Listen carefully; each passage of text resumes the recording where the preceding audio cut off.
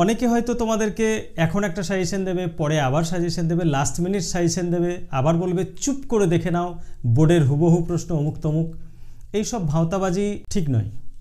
যে তিনটে কবিতা বলবো সেই তিনটে কবিতা থেকেই উচ্চ মাধ্যমিকে ফাইনাল পরীক্ষায় অবশ্যই প্রশ্ন আসবে। সুতরাং আজকের ভিডিওটা তোমাদের জন্য খুব গুরুত্বপূর্ণ এবং স্পেশাল ভিডিও। তাহলে এইখান থেকে যদি প্রশ্ন হয় কবিতার শেষ লাইন থেকে বা প্রথম লাইন থেকে, আমি কথা দিচ্ছি তোমরা একটা প্রশ্ন করে যাও এখান থেকে, তাহলে তোমার সমস্ত প্রশ্নের উত্তর হয়ে যাবে। প্রিয় ছাত্রছাত্রী, আমি পিডি বাংলা স্যার পরিবারে তোমাদেরকে স্বাগত। মাধ্যমিক পরীক্ষা চলছে, ঠিক মাধ্যমিক পরীক্ষার শেষেই শুরু হয়ে যাবে উচ্চ মাধ্যমিকের পরীক্ষা। সুতরাং উচ্চ মাধ্যমিক পরীক্ষার জন্য কিন্তু এখন তোমরা জোর কদমে প্রস্তুতি নিচ্ছ, এ বিষয়ে কোনো সন্দেহ নেই। আমি 2024 উচ্চ মাধ্যমিক 2024-এ তোমরা কোন কোন অধ্যায় থেকে খুব জোর দিয়ে পড়বে এবং কোন প্রশ্নগুলো পড়বে এবং তোমাদের জন্য কোন প্রশ্নগুলো এবছরের জন্য খুব গুরুত্বপূর্ণ, আমি সেই বিষয়টা নিয়ে কিন্তু আজকে আলোচনা করব। অনেকে হয়তো তোমাদেরকে এখন একটা সাজেশন দেবে, পরে আবার সাজেশন দেবে, লাস্ট মিনিট সাজেশন দেবে, আবার বলবে চুপ করে দেখে নাও বোর্ডের হুবহু প্রশ্ন অমুক তমুক। এইসব ভাওতাবাজি ঠিক নয়। আমি তোমাদের শুধু একটা কথাই বলবো, যদি তুমি সঠিক পরিকল্পনা অনুযায়ী সঠিক চিন্তা ভাবনা করে যদি বিষয়বস্তুটাকে একটু অন্তর দিয়ে বোঝার চেষ্টা করো, তাহলে আমার মনে হয় তুমি খুব সহজেই বাজিমাত করতে পারবে। তোমার খুব বেশি পড়ার দরকার হবে না। এক্ষেত্রে তোমার সবচেয়ে যেটা জরুরি বিষয় সেটা হচ্ছে টেক্সট বই ভালো করে পড়া, পারলে কবিতাগুলো মুখস্থ করে ফেলা। তো প্রিয় ছাত্রছাত্রী, আজকে আমি তোমাদের যে তিনটে কবিতা বলবো সেই তিনটে কবিতা থেকেই উচ্চ মাধ্যমিকে ফাইনাল পরীক্ষায় অবশ্যই প্রশ্ন আসবে। সুতরাং আজকের ভিডিওটা তোমাদের জন্য খুব গুরুত্বপূর্ণ এবং স্পেশাল ভিডিও। আমি প্রথমেই যে কবিতাটা নিয়ে আলোচনা করব সেটা হচ্ছে ক্রন্দনরতা জননীর পাশে, মৃদুল দাশগুপ্ত। এর আগে আমি কিন্তু তোমাদের কবিতাটা পড়িয়েছি। সেখানে আমি তোমাদের বলেছি যে 2006 সালে সিঙ্গুর নন্দীগ্রামে টাটা ন্যানো গাড়ির কারখানা করার জন্য জমি অধিগ্রহণ করতে গিয়েছিল। সেই জমি অধিগ্রহণকে কেন্দ্র করে সরকার পক্ষ এবং জমিদাতা যারা জমির মালিক তাদের মধ্যে একটা সংঘর্ষ হয় এবং সেই সংঘর্ষের সময় সাংবাদিক মৃদুল দাশগুপ্ত গিয়েছিলেন খবর করতে, এবং তিনি খবর করতে গিয়ে দেখেছেন সেই সংগ্রামকে, নিজে দাঁড়িয়ে থেকে নিজে প্রত্যক্ষ করেছেন প্রত্যেকটা ঘটনাকে। সেই ঘটনাই কিন্তু তিনি সংবাদপত্রের পাতায় সেই সময় লিপিবদ্ধ করেছেন, আর সেখান থেকেই তিনি তৈরি করেছেন এই কবিতার নাম ক্রন্দনরতা জননীর পাশে। তো এই কবিতার বিষয়বস্তুর শুরুতেই আমরা দেখেছি যে জননী ক্রন্দনরতা। এখানে জননী বলতে যে জননী তার সন্তানকে হারিয়েছে, যে জননী তার স্বামীকে হারিয়েছে, এই স্বামী এবং সন্তান তারাই যারা এই সিঙ্গুর নন্দীগ্রামের মাটি আঁকড়ে পড়েছিল। অর্থাৎ তাহলে জননী ক্রন্দনরতা কেন? কারণ তোমরা নিশ্চয়ই বুঝতে পেরেছ বিষয়টা। আবার তুমি অন্যভাবেও বলতে পারো যে মা তো আমাদের মাটি, দেশ জননী, এই মাকে বাঁচাতে গিয়ে, এই সুন্দর সিঙ্গুরের মাটিকে বাঁচাতে গিয়ে, সুজলা সুফলা সিঙ্গুরের মাটিকে বাঁচাতে গিয়ে সিঙ্গুরের মানুষের, সিঙ্গুর নন্দীগ্রামের মানুষের চোখের জলে ভিজেছে সেই মাটি, তাই তো? তাই কবি অন্যভাবে বলছেন যে জননী ক্রন্দনরতা। তো আমি এখানে রাজনৈতিক বিতর্ক দূরে সরিয়ে রাখছি যে তৎকালীন বামফ্রন্ট সরকার এখানে টাটা ন্যানো কোম্পানির কারখানা খুলতে চেয়েছিলেন, সেটা কতটা ঠিক, কতটা বেঠিক, কতটা ভালো হতো, কতটা মন্দ হতো, কেন বাধা দিল, কে বাধা দিল, আমি রাজনৈতিক বিতর্কে যেতে চাচ্ছি না। আমি রাজনৈতিক বিতর্ক থেকে তোমাদেরকেও মুক্তি দিচ্ছি। আমিও তোমাদেরকে একটা কথাই বলবো যে তোমরা রাজনৈতিক বিতর্কের মধ্যে জড়াবে না। এই বিষয়টাকে তোমরা মানবিক দিক দিয়ে বিচার করো, যে সেই জমি অধিগ্রহণের ঘটনাকে কেন্দ্র করে যে ঘটনা ঘটেছে তা কখনোই কাম্য নয়। সভ্য সমাজে এগুলো মানবতা বিরোধী কাজ। যে ঘটনাগুলো আমরা প্রত্যক্ষ করেছি, সংবাদপত্রের পাতায় পড়েছি, সেই ঘটনাগুলো কিন্তু হাড় হিম করা, রোমহর্ষক ঘটনা। তো সেই জননী ক্রন্দনরতা একজন সামাজিক মানুষ হিসেবে, একজন সুশীল নাগরিক হিসেবে কবি মৃদুল দাশগুপ্তকে আমরা যদি ভাবি এবং তার কবিতাটাকে যদি বিশ্লেষণ করি, তাহলে আমাদের বুঝতে অসুবিধা হয় না যে ঠিক শিল্প সাহিত্য সৃষ্টি সে তো সমাজের সেবার জন্যই। কবি মৃদুল দাশগুপ্ত সেই সেবাই করেছেন। সেই সেবা মানসিকতা নিয়ে তার প্রতিবাদী কণ্ঠ এখানে গর্জে উঠেছে। কবিতার দ্বিতীয় স্তবকে কবি সে কথাই বলেছেন যে নিহত ভাইয়ের শবদেহ দেখে কবি স্থির থাকতে পারেন না, তার ক্রোধ জন্মায়।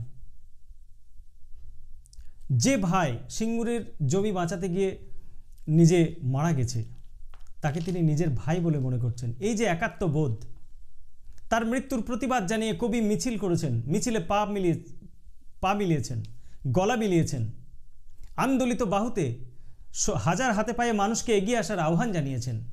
এ তো কবির প্রতিবাদী সত্তার প্রতীক। আমি আগেও বলেছি, আমরা যদি কবিতার তৃতীয় স্তবকে যাই সেখানে দেখব যে নিহত একটা মেয়ে ছিন্ন ভিন্ন লাশ পাওয়া গেছে জঙ্গলে। আসলে সেই জমি বাঁচাতে গিয়ে সিঙ্গুর নন্দীগ্রামের মা বোনেরা রাতের অন্ধকারে হারিয়ে গেছে। নরপিশাচেরা, নরশার্দুলেরা তাদের শরীরে বসিয়েছে বিকৃত যৌন কামনার দাঁত নখ। তাহলে এইখান থেকে যদি প্রশ্ন হয় কবিতার শেষ লাইন থেকে বা প্রথম লাইন থেকে, আমি কথা দিচ্ছি তোমরা একটা প্রশ্ন করে যাও এখান থেকে, তাহলে তোমার সমস্ত প্রশ্নের উত্তর হয়ে যাবে।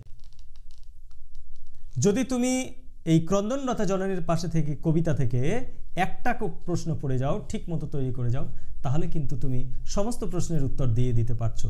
প্রশ্নটা কি? প্রশ্নটা হচ্ছে আমি তা পারি না, কবি কি পারেন না, কবি কি পারেন না। আবার কবি বলছেন যা পারি কেবল, কবি কি পারেন।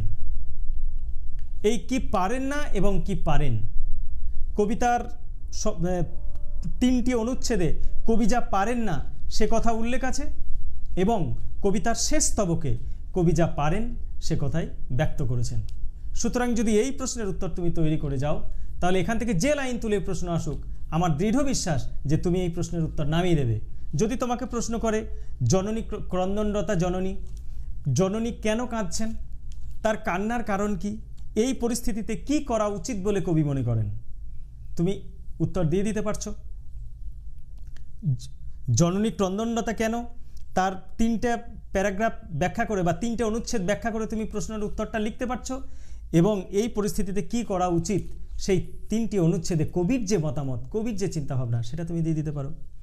এরপর আমি চলে যাচ্ছি মহুয়ার দেশ, কবি সমর সেন। কবি সমর সেন সম্পর্কে সমালোচক বুদ্ধদেব বসু খুব সুন্দর একটা কথা বলেছিলেন। কি বলেছিলেন?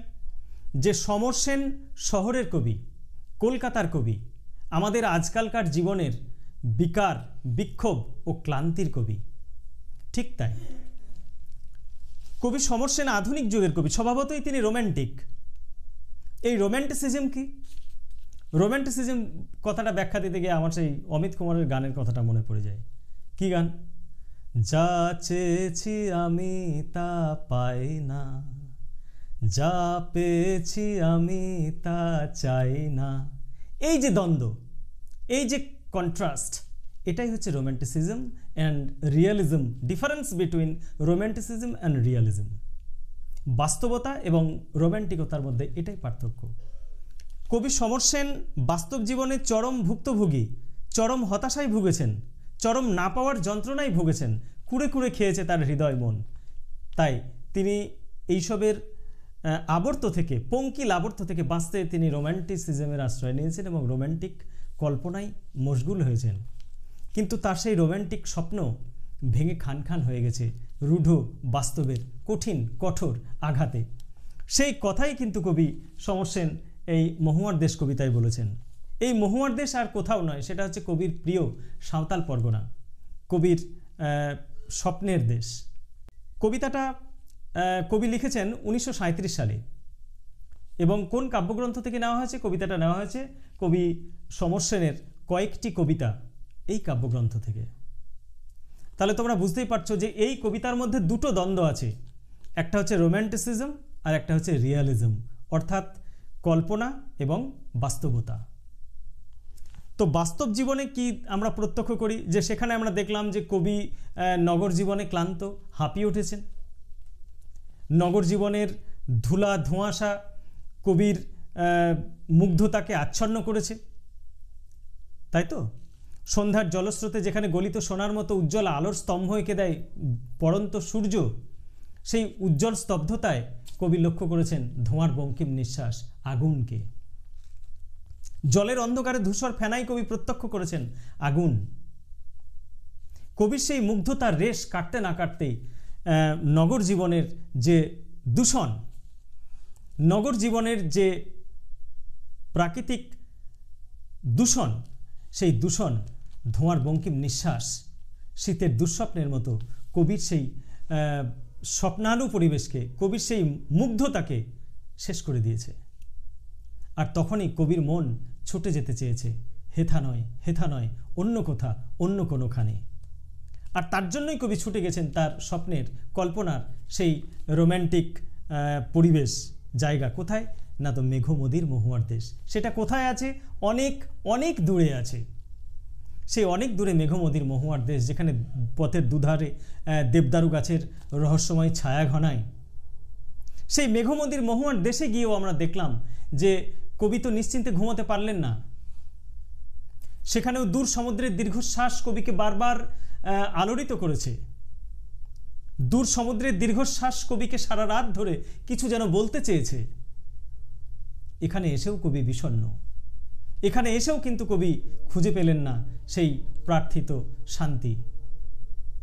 যেমন হাজার বছর পথ ঘুরে কবি জীবনানন্দ দাশ বনলতা সেনের পাখির নীড়ের মতো চোখে প্রেমকে প্রত্যক্ষ করেছিলেন, কবি সমর সেনও কিন্তু সেই প্রেমকে, সেই নিষ্কলুষ পরিবেশকে খুঁজতে চেয়েছেন মেঘমদির মহুয়ার দেশের মধ্যে, কিন্তু পাননি। তাই তো সেখানে তখন কবি কামনা করছেন। কি কামনা করছেন? কবি কামনা করছেন আমার ক্লান্তির উপরে ঝরুক মহুয়া ফুল, নামুক মহুয়ার গন্ধ। অর্থাৎ কবি চেয়েছেন তার এই নগর জীবনের ক্লান্তি মুছে দিক মহুয়ার ফুল এবং তার চারপাশ ভরে থাকুক মহুয়ার গন্ধে, কিন্তু তা হয়নি। কঠিন কঠোর বাস্তবের আঘাতে কবির সেই রোম্যান্টিক স্বপ্ন ভেঙে চুরমার হয়ে গেছে। তাই কবিতার শেষ পংক্তিতে আমরা দেখব সেখানে কবি কি দেখেছেন, সেখানে কবি কি শুনেছেন। কবি শুনেছেন অসহ্য কয়লা খনির গভীর বিশাল শব্দ। যে শব্দ কবির কাছে অসহ্য মনে হয়েছে, সেই শব্দে কবি ঘুমোতে পারেননি। তার কারণ পরের দিন সকালবেলায় তিনি প্রত্যক্ষ করেছেন। শিশির ভেজা সবুজ সকালে কবি দেখেছেন মানুষের চোখে মুখে দুঃস্বপ্ন, ক্লান্তি, ছাপ। কেন এই ক্লান্তি? কিসের দুঃস্বপ্ন? এ দুঃস্বপ্ন কার? এই দুঃস্বপ্ন সেই মেঘমদির মহুয়ার দেশে মানুষগুলোর, একই সঙ্গে কবিরও। এখানে ব্যক্তির দুঃস্বপ্ন, ব্যক্তি বিশেষের দুঃস্বপ্ন নির্বিশেষে পরিণত হয়েছে। এটাই কিন্তু এই মহুয়ার দেশ কবিতার মূল বিষয়বস্তু। আমি পরে অবশ্য কখনো এই কবিতাটা নিয়ে চিন্তাভাবনা করব, আলাদা ভিডিও অবশ্যই করব, পুরো পংক্তি ধরে ধরে আলোচনা করে দেবো। এখন আমি শুধু কি প্রশ্ন আসতে পারে সেই বিষয়টা আমি বোঝাতে চাচ্ছি। তাহলে এই কবিতার দুটো থিম, একটা হচ্ছে রোম্যান্টিসিজম, একটা রিয়ালিজম। এই রোম্যান্টিক পরিবেশের সঙ্গে বাস্তবতার দ্বন্দ্ব। তাহলে কবিতার প্রথম দুটো স্তবকে আমরা রোম্যান্টিক পরিবেশ রচনার কথা পাই, আর কবিতার শেষ পংক্তিতে গিয়ে আমরা যখন কবিতার সমাপতন লক্ষ্য করি তখন দেখি একদিকে কবি বলছেন আমার ক্লান্তির উপরে ঝরুক মহুয়া ফুল, নামুক মহুয়ার গন্ধ, আবার সেই কবি কিন্তু দেখছেন মানুষের চোখে মুখে ক্লান্তির ছাপ, দুঃস্বপ্ন। অর্থাৎ কঠিন কঠোর বাস্তবের আঘাতে কবি রোম্যান্টিক স্বপ্ন বারবার ভেঙে খান হয়ে গেছে, চুরমার হয়ে গেছে। সেই স্বপ্নভঙ্গের কবিতা হলো মহুয়ার দেশ কবি সমর সেনের। তাহলে সমালোচক বুদ্ধদেব বসু কিন্তু ভুল কথা বলেননি, তিনি ঠিকই বলেছেন যে সমর সেন শহরের কবি। হ্যাঁ, তিনি নগরের কবি, কলকাতার কবি, আমাদের আজকালকার জীবনের সমস্ত বিকার, বিক্ষোভ ও ক্লান্তির কবি। ঠিক তাই, সেখানেও তো কবি জীবনানন্দের চারিদিকে সফেন সমুদ্র ছিল, সেখানেও কবি ক্লান্ত, হাজার বছর পথ হাঁটা কবি। এখানেও কিন্তু কবি সমর সেন সেই নগর জীবনের ক্লান্তিকেই তুলে ধরেছেন। এরপর আমরা দেখব যে এই কবিতার মধ্য দিয়ে কোথাও আমরা যেন রবীন্দ্রনাথের চিন্তাভাবনার সঙ্গে মিল পাচ্ছি। প্রকৃতি এবং মানুষ পরস্পরের সহাবস্থান খুব জরুরি। মানুষ যত যান্ত্রিক সভ্যতায় উন্নত হবে, যত যন্ত্রকে ভালোবাসবে, তত কিন্তু প্রকৃতির থেকে মানুষ বিচ্ছিন্ন হয়ে যাবে। আর এই বিচ্ছিন্নতা প্রকৃতি একটা নির্দিষ্ট সময় অবধি সহ্য করবে, তারপর কিন্তু নয়। তারপর প্রকৃতি কিন্তু তার প্রতিশোধ নেবে। মানুষের বিনাশ অবশ্যম্ভাবী। তাই নগর জীবনের বিনাশ প্রত্যক্ষ করার পর কবি সেই সুন্দর তার কল্পনার মেঘমদির মহুয়ার দেশে এসে দেখলেন সেই বিনাশের সুরকে, সেই বিনাশের বীজকে তিনি অঙ্কুরিত হতে দেখলেন। সে কথাই কিন্তু আমাদের স্মরণ করে দিয়েছেন। তাই কবি একই সঙ্গে ওই মেঘমদির মহুয়ার দেশে মানুষগুলো চোখে মুখে যেমন দুঃস্বপ্ন দেখেছিলেন, ক্লান্তির ছাপ দেখেছিলেন, বাস্তব জীবনেও কবি এই সমস্ত হতাশাগ্রস্ত জিনিস দেখে বা এই ভয়ঙ্কর পরিণতির কথা ভেবে কবিও ক্লান্ত। ঠিক আছে, তাহলে এখান থেকে কি প্রশ্ন তোমরা করে যাবে? একটাই প্রশ্ন করো। আমি এখান থেকে শুধুমাত্র একটা প্রশ্ন দিচ্ছি, একটা প্রশ্নই যথেষ্ট, মিলিয়ে নিও, একটা প্রশ্নই আসবে। কি সেই প্রশ্নটা দেখে নাও, যে মহুয়ার দেশ কবিতায় প্রাকৃতিক সৌন্দর্যের আড়ালে শ্রমজীবী মানুষের যে বাস্তব অবস্থানের স্বরূপ চিত্রিত হয়েছে তা আলোচনা করো। বা এই প্রশ্নটাই যদি ঘুরিয়ে দেয় তাহলে এই লাইনটা তুলতে পারে, এই লাইনটাই তুলবে। সেটা কি? যে ঘুমহীন তাদের চোখে হানা দেয় কিসের ক্লান্ত দুঃস্বপ্ন। কাদের কথা বলা হয়েছে?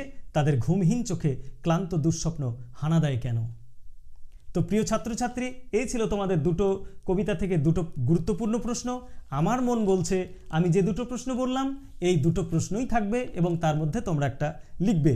এছাড়া আমি একটা বাড়তি প্রশ্ন দিচ্ছি, সেটা হলো আমি দেখি কবিতা শক্তি চট্টোপাধ্যায়ের এই কবিতাটাও কিন্তু একটু হলেও গুরুত্বপূর্ণ। যদি প্রশ্ন সহজ করার ইচ্ছে হয় তাহলে আমি দেখি শক্তি চট্টোপাধ্যায়ের কবিতা থেকে প্রশ্ন দিয়ে দেবে। এবং এখানে যে প্রশ্নই দিক, তুমি ভেবে দেখো যে কবিতার প্রথম থেকে শেষ অবধি কবি বারবার বলেছেন সবুজায়নের কথা। কবি বারবার বলেছেন গাছ তুলে এনে বাগানে বসানোর কথা। কবি সবুজ দেখতে চেয়েছেন। কবি বলেছেন দেহ তো সবুজ চায়, শরীর তো সবুজ চায়, মন চায় সবুজ বাগান। সত্যি তাই, আমাদের শরীরের বয়স বাড়লেও আমরা মনের দিক থেকে সবসময় কিন্তু যুবক তরুণ থাকতে চাই, কে না চায়?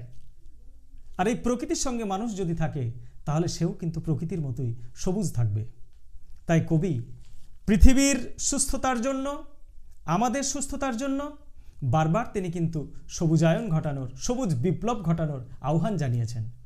তাহলে এখানে তুমি যদি একটা প্রশ্নই করে যাও যে আমি দেখি কবিতার সারমর্ম, বা যদি একটা লাইন তুলেই প্রশ্ন হয় ওই সবুজের ভীষণ দরকার, কেন সবুজের দরকার, সবুজের অভাবের কথা কবি কিভাবে প্রকাশ করেছেন এবং তা পূরণ করার কি ইঙ্গিত দিয়েছেন, এই প্রশ্নটা সেই সঙ্গে আমি বলবো ছোট্ট করে যদি তুমি একটা প্যারাগ্রাফ তৈরি করে যাও, সেটা হলো যে এই গ্লোবাল ওয়ার্মিংয়ের যুগে, বিশ্ব উষ্ণায়নের যুগে আমি দেখি কবিতাটা কতটা প্রাসঙ্গিক।